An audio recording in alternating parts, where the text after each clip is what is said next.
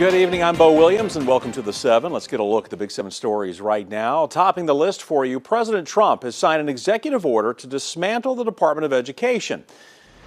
Take a look. We're going to be returning education very simply back to the states where it belongs. Now, Governor Lee in attendance at the White House for the signing of the executive order today. The governor calling the Department of Education an $80 billion failure. We are prepared to be a partner with the president, with Secretary McMahon, as they move the authority, really, and the power and the issue of educating children from the federal government to the states.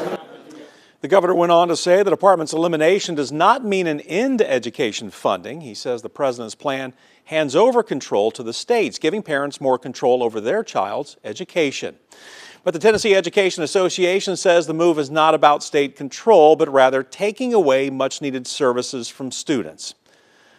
Tonight we're following up on an RV fire out of Roane County. We brought you a brief look at the damage last night with 4 campers burning at the Caney Creek RV Park on Roane State Highway in Harriman. Now, while the cause of this fire is still unknown tonight, we do know it started last night and no injuries were reported. Now, we spoke to one of the neighbors in that area today. They tell us at the time of the fire, most people found a safe spot and really just sat down and watched as fire engulfed their campers. Now, the woman we spoke with also said many people, like herself, live at the RV park year-round, so these campers were their homes. And while she was fortunate that her home was not damaged, her neighbors were not as lucky.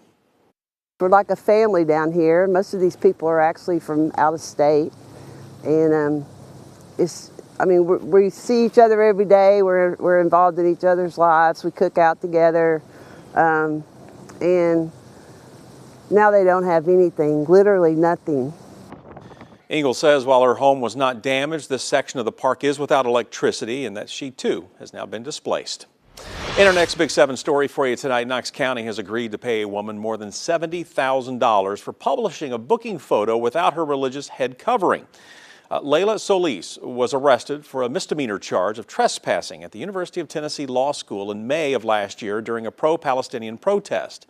Solis is a Muslim woman who wears a hijab daily as part of her religious beliefs. According to her original lawsuit filed in October, the Knox County Sheriff's Office, quote, demanded that Mrs. Solis remove her hijab and be photographed without it for a booking photo, end quote. Now, according to the settlement agreement obtained by 6 News, the county will pay $71,500 to resolve her claims for monetary damages.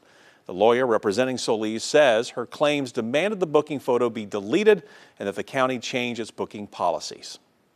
Next on the 7 tonight, Anna Caswell, one of the members of the historic Clinton 12, has died. The announcement coming today from the Green McAdoo Cultural Center in Clinton. Caswell will forever be remembered for her role in 1956 as one of 12 black students that helped integrate Clinton High School. Following that historic moment, Caswell went on to earn her GED from Knoxville College and work as a chemical operator at the K-25 gaseous diffusion plant. Now, we spoke to the director of the Cultural Center about why it's important that we continue to celebrate the legacy of Caswell and the Clinton 12. The rights that we enjoy today are because of the sacrifices of people like Miss Caswell. And so it's important that we remember that these rights can always be taken away.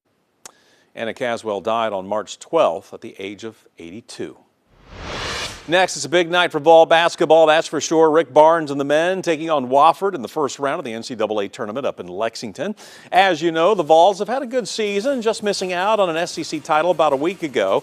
As we mentioned, they are playing the Wofford Terriers from Spartanburg, South Carolina. The winner will move on to play either UCLA or Utah State on Saturday. As for the Lady Vols, they will return to the court tomorrow when they play South Florida in the women's opening round. This is happening up in Columbus, Ohio. The winner of that game will then take on either Ohio State or Montana State Sunday.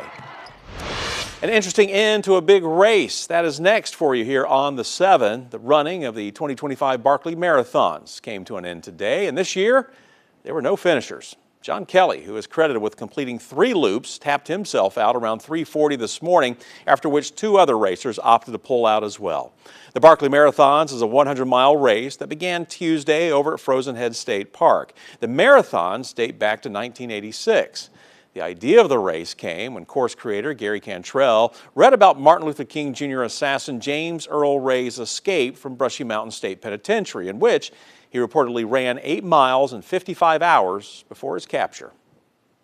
Our final Big 7 story for you. The Trump administration has made suggestions of privatizing the Postal Service, letting it run as a business rather than a service. But certain groups and unions not backing this plan. Today, the American Postal Workers Union, or APWU, held a day of action. Postal workers and supporters took to the streets to make it clear they want the Postal Service to remain public. Well, once again, the Postal Service is under attack. Government's trying to privatize it, and it's just not good for the American people. So we're just trying to get the word out, that we are a constitutional right for the American people. This is your post office, our post office. APWU believes privatizing the Postal Service will benefit billionaires, lead to higher prices, reduce services, and end thousands of union jobs.